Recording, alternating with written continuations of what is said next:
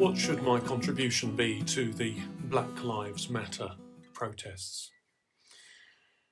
When should a white establishment parish priest join in political and social challenge? So I have a problem.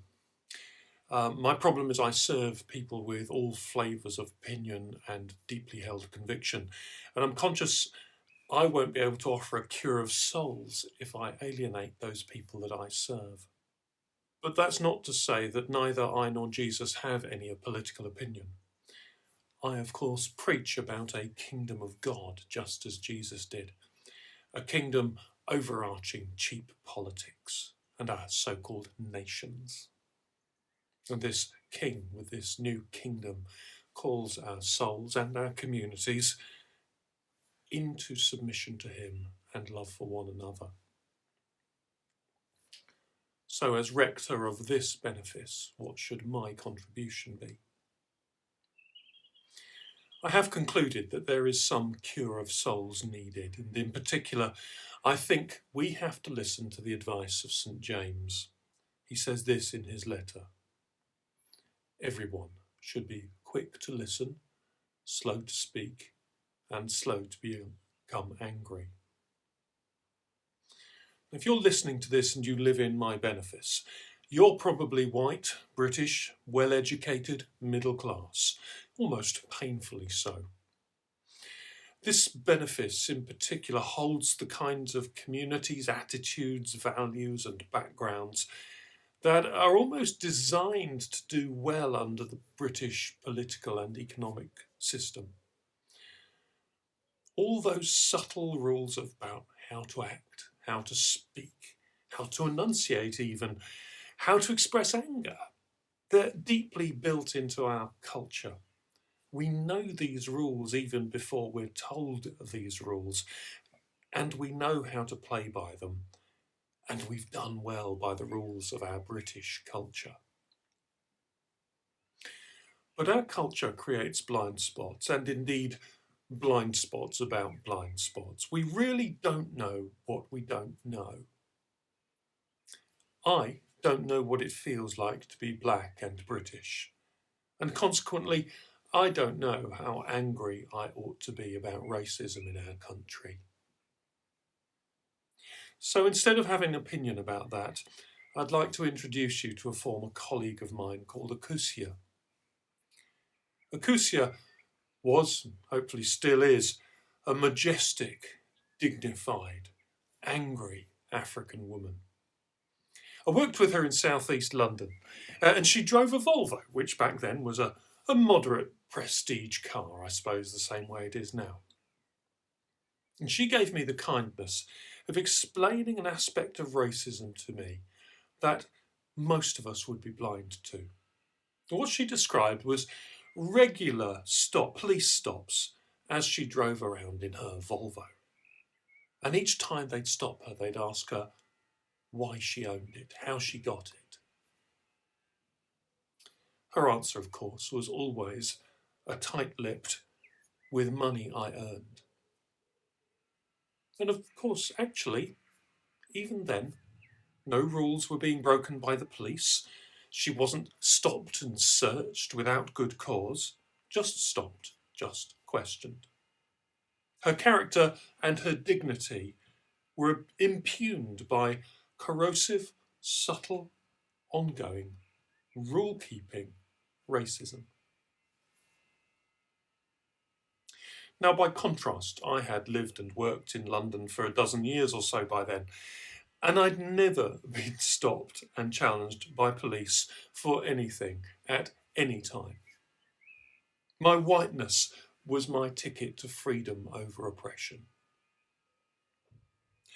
The impression I get today is that black people are so tired out with having to explain things that actually it angers them to be asked to explain again to another unhearing, self-justifying, opinionated white person about how it feels to be discriminated against for the colour of your skin. So, here is my pastoral advice. If a black person has the patience to explain to you how it is. Do what St. James says. Be quick to listen and be slow to speech. And I would advise you to assume that you don't get it rather than play act like you do. Job's comforters tried that and they were condemned by God.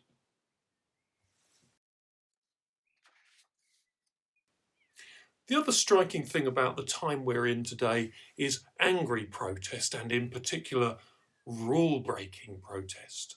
Ugliness of breaking the rules. You may remember in 1981 a similar thing happened in Brixton. And I'm sure back then those of us who keep the rules and play fair and do right were horrified. Yet Willie Whitelaw, the then Home Secretary, had the sense to enact St. James's advice. He listened and he was slow to speak. And the subsequent Scarman report surfaced the ugly and constant stop and search activities that you had to endure if you were black.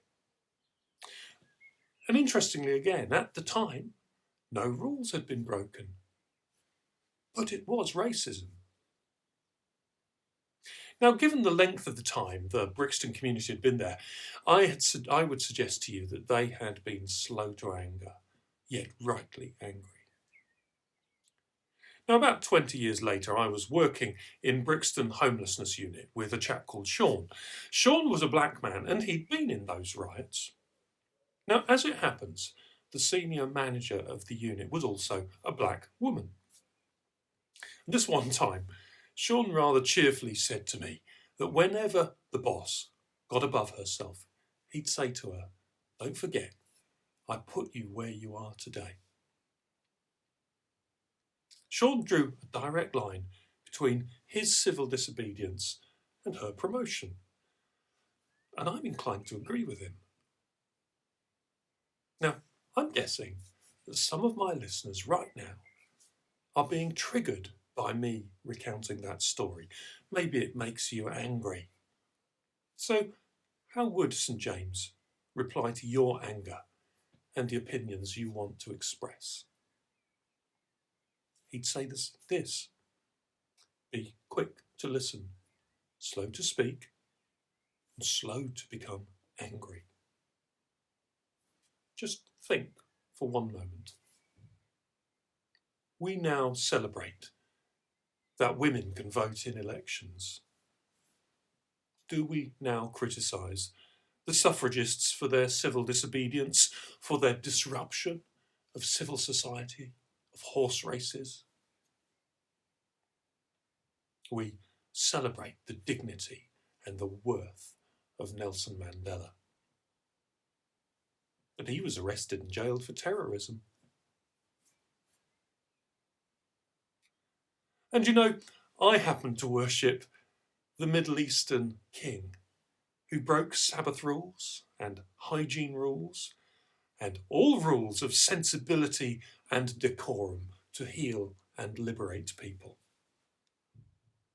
He's the Lord of the disobedient and the scourge of the rule keepers. Just read the Gospel of Mark if you don't believe me. So my advice to you as rector is to listen to St. James. Be quick to listen, slow to speak, and slow to become angry. May the peace, justice, and rule of Christ be in you.